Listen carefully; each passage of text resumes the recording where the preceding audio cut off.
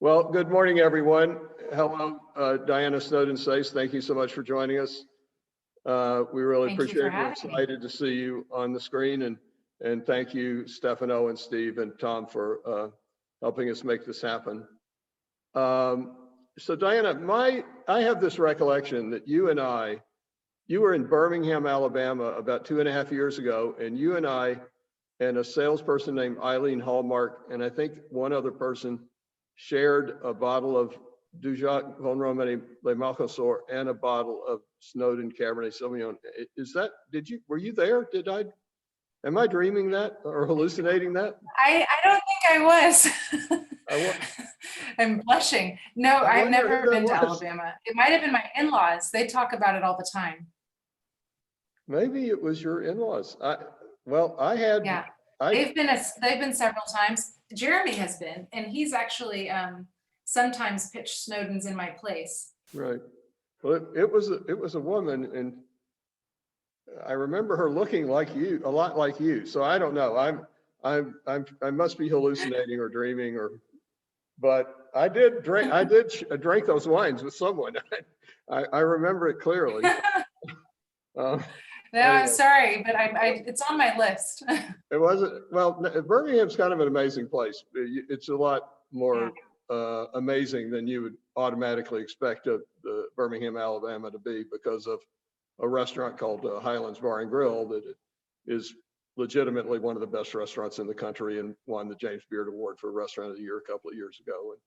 And as I was just telling Steve and Stefano and Tom, they have a Pinot Noir event every year that is the second largest Pinot Noir tasting in the country after Pinot Camp in Oregon. So Birmingham is kind of an amazing place, a lot more amazing culinary and wine place than you would expect it to be. So anyway, let's get to the topic at hand. Tell us about you and your role we're here today to talk about Snowden, and we're thrilled to do that. But the Dujac is also the 900-pound gorilla in the room. You're also involved there. So I know everybody's fascinated to hear about how you manage those two roles.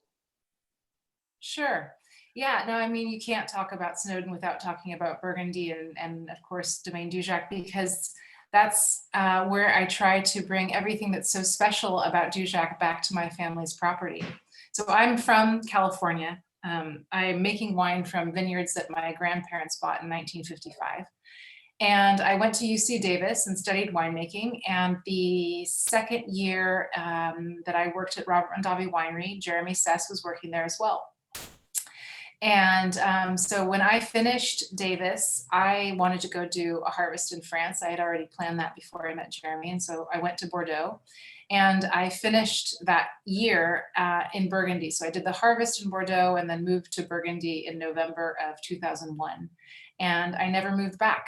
And at that point, I thought I was just going to live in France forever. And we had a winemaker at Snowden, and I thought that they would just carry on, doing their thing.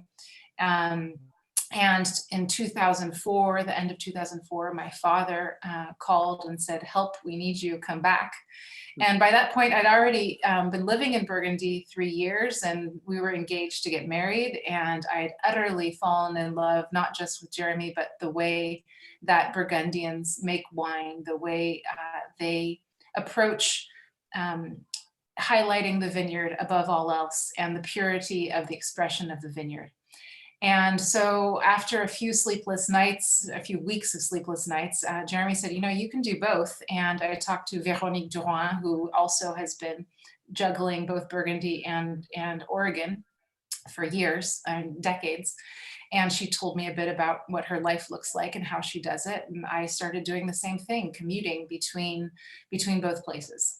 And the way you do it, practically speaking, is you have great teams in both places, because you are inevitably missing something somewhere, which is frustrating. But on the flip side, having that reversed exposure from one place to another is just incredibly stimulating and makes for a constantly fresh perspective. So I really, most of the most of the exchange of information was bringing back what makes Burgundy special to my family's property. But I would say that there's some kind of UC Davis rigor that Domaine Dujac benefited from when I came over and joined the team. I mean, there's a lot of faith in tradition in Burgundy, which most of the time works out, but doesn't always work out. But no matter what, I think mainly I benefited because it's just two very different places, and bringing a common philosophy to two very different places forces you to really deepen your understanding of that philosophy. How do you make a site-driven wine? And when you come away from the place where it's quite easy because the site is very special, into a place that is more challenging because it's younger and you don't know exactly where the best places are and how to highlight them best. Well, you have to really dig in, and anytime you make some progress understanding how to do it, well, everybody benefits. So essentially, I am the winemaker at Snowden Vineyards, and I'm part of the team at Domaine Dujac and Domaine Triennes. And at Dujac, I'm the oenologist, and I'm in charge of we'll taste together, decide something, and then I will go into the cellar and make sure that it happens.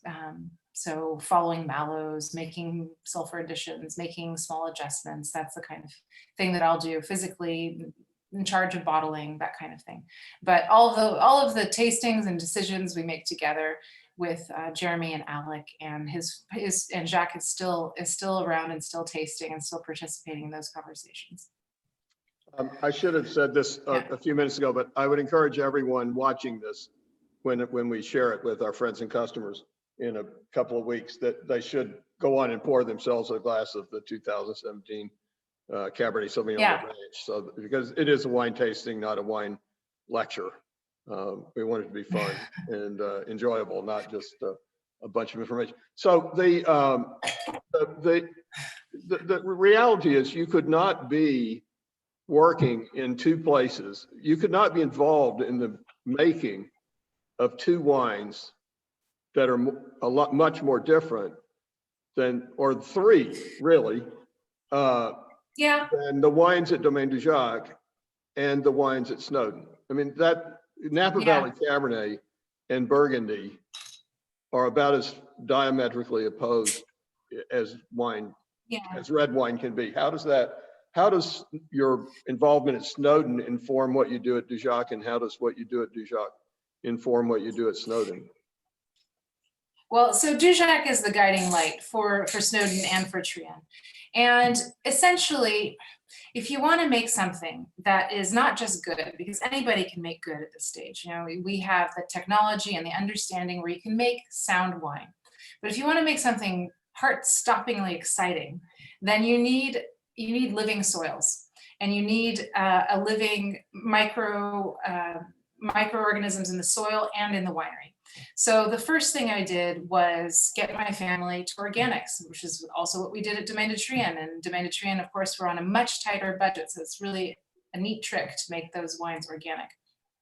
So we gave up all of the herbicides and fungicides, and that is so important because we now the science is there. At the time when I was encouraging my family to kick the chemicals, there was no scientific backup. It was just a feeling that you had better expression of site, better wine quality when you didn't use herbicides and synthetic fungicides. Now we have the sciences there, and we know that all of those microorganisms are the bridge between the soil, so the terroir that you're trying to express, the site you're trying to express, and the plant itself. And there's a really sophisticated communications. The plant actually tells those microorganisms what it needs in order to fight off whatever is happening above ground. And in exchange, the plant gives sugar to those microorganisms. And so, you know, if you just take that simple, basic philosophy, you're already going to make much more exciting wine. And it's very expensive. And so not everyone does it, because when you're getting rid of weeds without using a chemical, you're going in multiple times and you're making multiple passes, sometimes by hand. It's so much more expensive. So a lot of people aren't organic for that reason.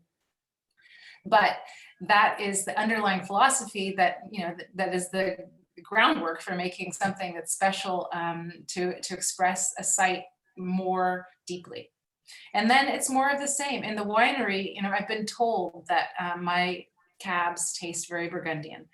And it's the same philosophy. It's leaving room for the good guys, the yeasts and bacterias that you want, and figuring out how to do that without using a lot of technology. So if you just tinker with temperature, tinker with sulfur or not, and oxygen or not, then you can allow the yeast that you want to thrive and the yeast that you don't want not to. And if you do that without, you know, reverse osmosis or any of these kind of really invasive, heavy-handed winemaking techniques, then you're preserving nature's heartbeat. And that is what is exciting. That is what makes wine transcendent. And that is the common thread, be it Cabernet in California or Pinot Noir in Burgundy. I also have a bottle of wine that I'm going to enjoy. I don't have the 17th yet here in Burgundy. I'm talking to you all from Nuit Saint-Georges, but I have a Ranch 2012 that I'm opening. Well, I'm jealous. You know, I had a tasting a few years ago with Claude Laflave from Domaine Laflave, and she said that one unintended consequence of her conversion to biodynamics was that the people that worked in her vineyards were happier. I love it. You know, I did my first internship with her in 2002 in Burgundy, and she's a hero of mine. And I agree. I mean, you know, if you take terroir, that's, you know, something that we all argue about. How do you define terroir? But it's three things. It's not just site. I have a little tannin on my hand. It's not just site. It's site and climate and people.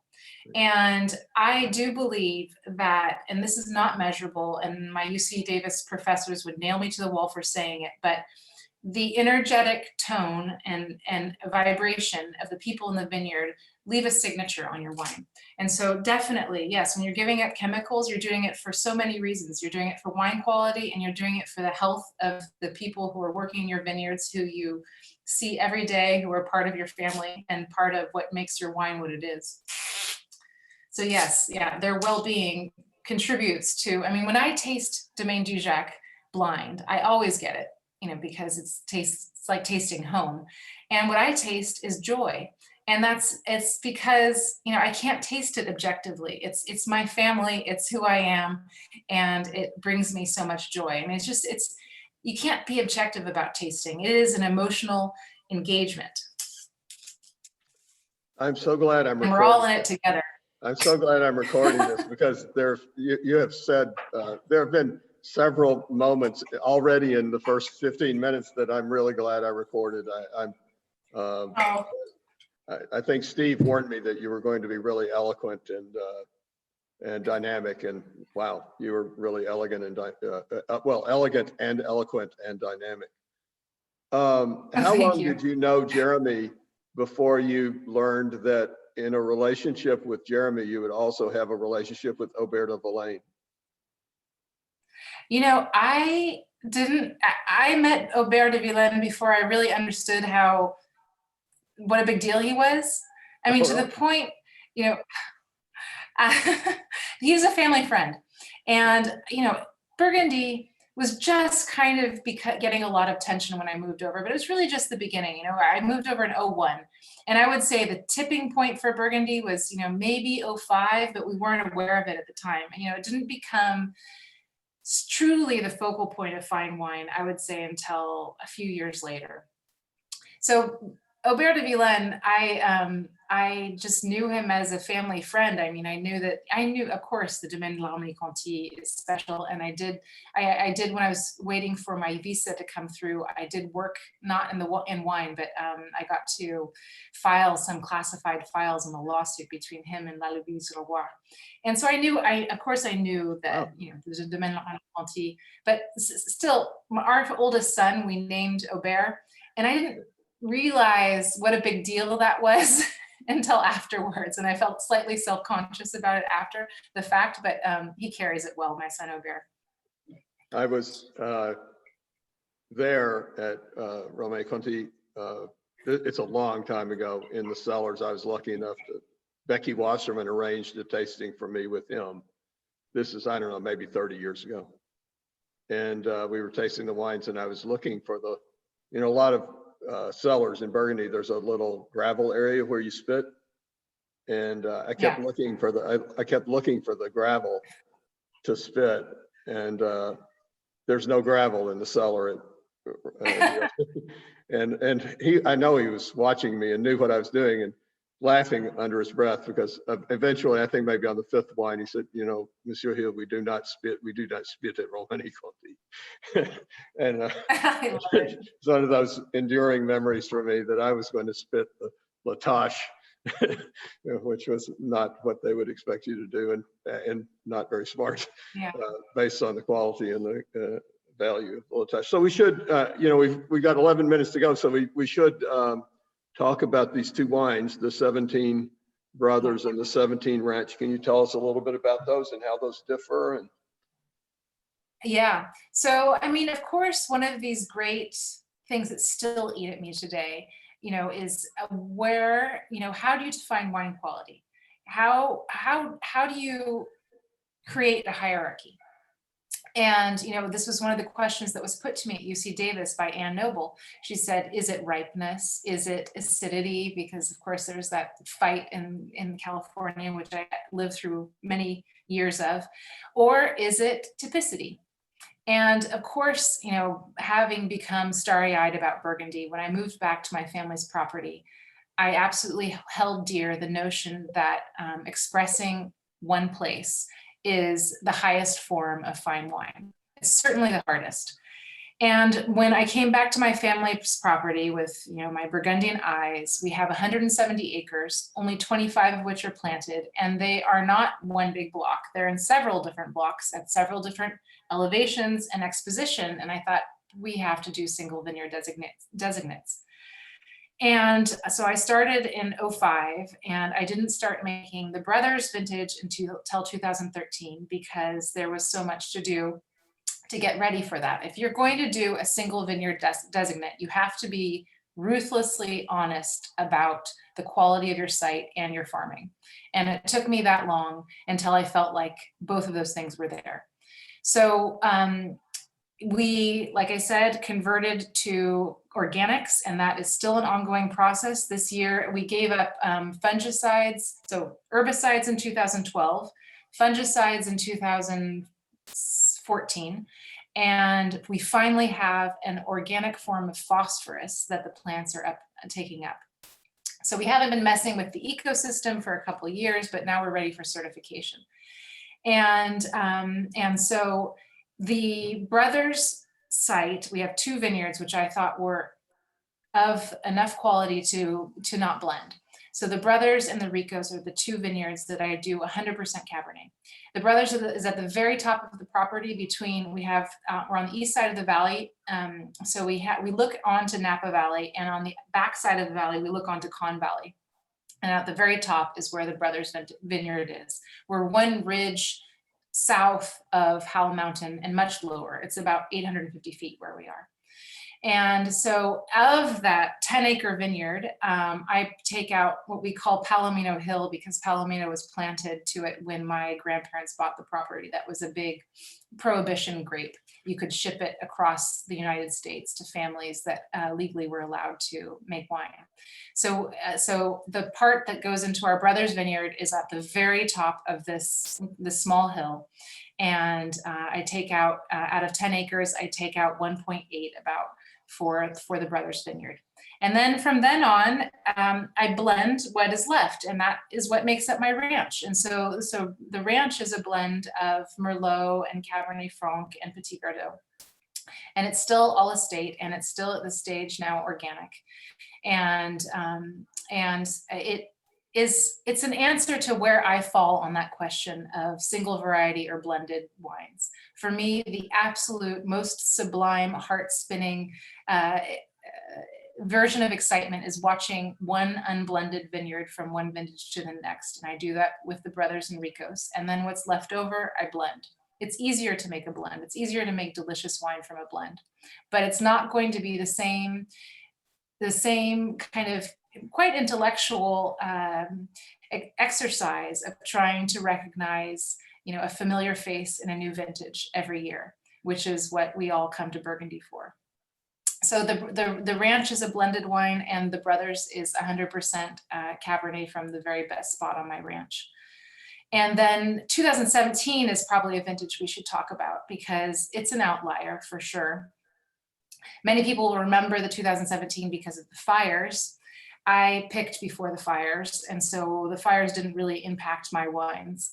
But what did impact them was definitely part of that whole story. We had a heat wave in over Labor Day weekend, which absolutely changed the vintage forever. And the wines, I love the wines because they taste really quite old world. I don't have it in my glass, so I'd be curious what you think. Are you drinking the 17 Ranch right now? Well, I just tasted the Brothers. Okay. And honestly, I think if I tasted it blind, I would identify it as Bordeaux. Yeah, I mean, me too. That heat wave caused a hormonal reaction in the plants, where the stem, which I have all this tannin on my hand, the stem which attaches the cluster to the canopy becomes woody. That little stem is called the peduncle, and the peduncle lignifies when there's an extreme heat event at the tail end of ripening. And once that stem becomes woody, the sugar that's being produced in the canopy can no longer get in. And it took me a little while to figure out what was going on. It took me a couple weeks of sampling, but the sugars were not moving. The acids were going down, and the flavors were developing, but the sugars weren't moving. And so most of Napa Valley, who's looking for, beefy, high alcohol wines, they were waiting, and they had their Cabernet out when the fires came through. I went digging back into my notes from UC Davis, found a Nick de Kuzlian paper which established this heat wave and shutdown of sugar pathway. And I said, right, well, this is the vintage. I'm picking it, because part of making vibrating living wines is picking living grapes. So I don't want to pick grapes as they become raisins. I want to pick them when they're still alive. And so I decided, 14% sugar is plenty. And I went ahead and picked, and I'm just so happy with the 2017s, and they are the closest thing I've ever made to making something with a Medoc-like balance. When I first smelled it, my brain defaulted to Bordeaux. Yeah. It was just like this visceral, this is, my brain said Bordeaux based on the smell. Yeah. I think hopefully, as I went through the process, I would rationalize that it wasn't really Bordeaux. It had to be something else. It's really rich. It's really rich. And so there's that new world nuance to it too. Yeah. Yeah, no, absolutely. It's funny, those of us who learn to approach wine through blind tasting, you always approach wine in a particular angle. And I think the 17s are tricky if you're going to taste the 17 Napa Cabs blind. Well, I always say blind tasting is the ultimate opportunity for embarrassment, because when you open your well, my 17s will embarrass people. You open your mouth and start talking, the first thing you say is probably wrong, and then where do you go from there? If it's Chenin Blanc and you say it's Palomino, you're in trouble. You're only going further down the rabbit hole into stupidity. Any thoughts, given what you're doing now? So you make in Provence, you make wines from Viognier and Syrah and Merlot and Cabernet and Grenache, Sanzol. Am I leaving anything out? That's pretty much it, right? And then in Burgundy, you make Chardonnay, Chardonnay and Pinot Noir.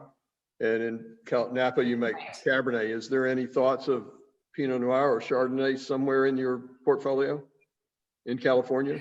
And not in California, no, but we have planted some Cinsault in Napa. which I'm really excited about. Really? But no, it's too warm where we are for Chardonnay and Pinot Noir. And Well, you wouldn't do it on your property. don't You'd have to do it somewhere. You'd have to grow the grapes. yeah, I don't know. Right. And still, no, I don't think I can bring myself to make, I don't know.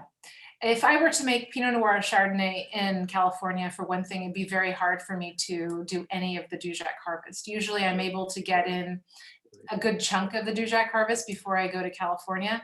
And that's because we do ripen later. You know, the Burgundian varieties count 100 days from flowering to harvest, and Bordeaux 120. And that's where I have just a tiny bit of wiggle room to do as much as I can of both. And so if I were to try to make Pinot in California, I would have to forego my Dujac harvest altogether. So I don't think, for that reason alone, I don't think I'd do it. Also, to go from Burgundy with limestone to California, I have a very hard time with Pinot Noir, which is not grown on limestone. It just feels like something important is missing. Yeah, we are very much like mind in that regard. So I always. Yeah, there's some great New World. Well, there is, but they're different. They're really different. Yeah. And I feel like the more a California or Oregon Pinot Noir producer tells me their wines are Burgundian, the less Burgundian they generally turn out to be when I taste them. And I don't really think it is the point anyway. If you're making Pinot Noir in Santa Lucia Highlands, it's supposed to be Santa Lucia Highlands Pinot Noir, not Burgundy. I agree with that. No, I'm very proud to make California Cabernet. As much as I am delighted with the 17 vintage because it does feel lighter weight, I'm not trying to make Bordeaux. I'm trying to make Snowden Cab. Yeah, good for you. So one last question, because we're at 30 minutes. So I have one last question. I always ask, tell me your most memorable wine experience. Please. Sorry? Please tell me got it. your most memorable wine experience. I've had a couple, but here's one. So in the beginning, when Jeremy and I were dating and I was still at UC Davis, we would get together when I had breaks. And one spring break, I met him in Spain. And I love sherry, and Jeremy loves sherry. So that's one of our foundational shared passions.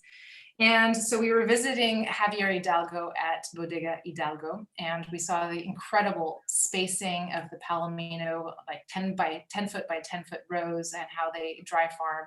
And then we went back to his winery, and he was showing us around. He's a jockey, so he rides horses. He's tiny. I tower over him.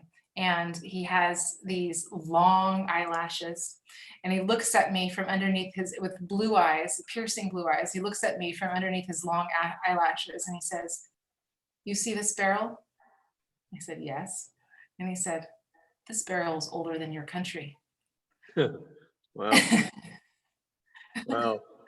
Yes. And so he was teaching me about, how the Solera system works, and how the young oak staves kill flora, and how you cannot use young oak because otherwise you will not have the development of flora.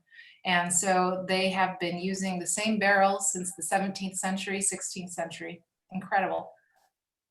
Any thoughts of growing Palomino on Palomino Hill and making sherry in California?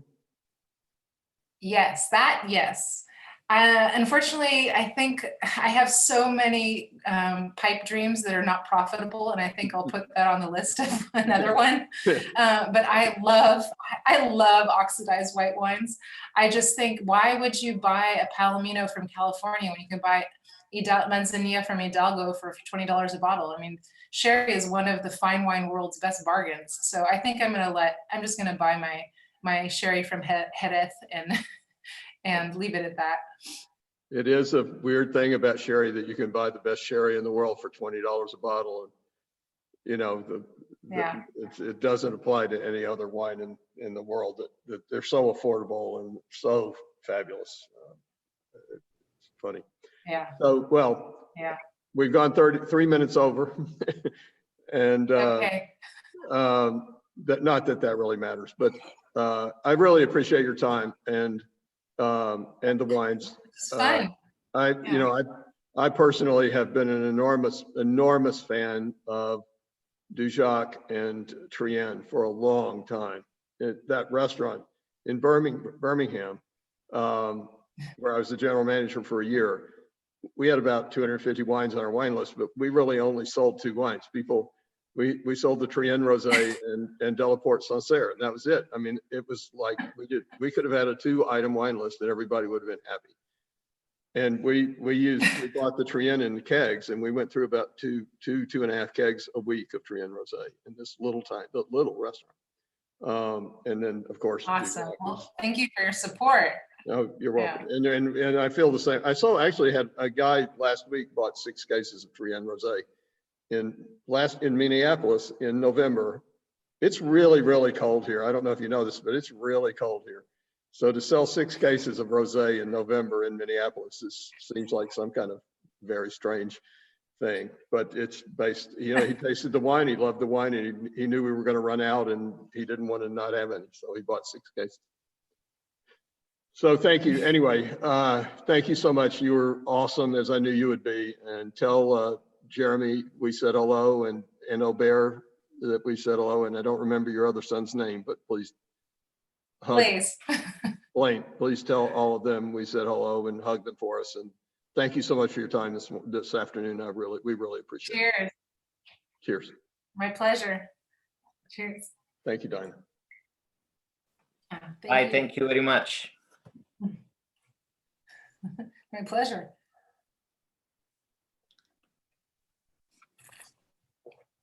How's the 12 tasting? Yummy. It's really good. 2012.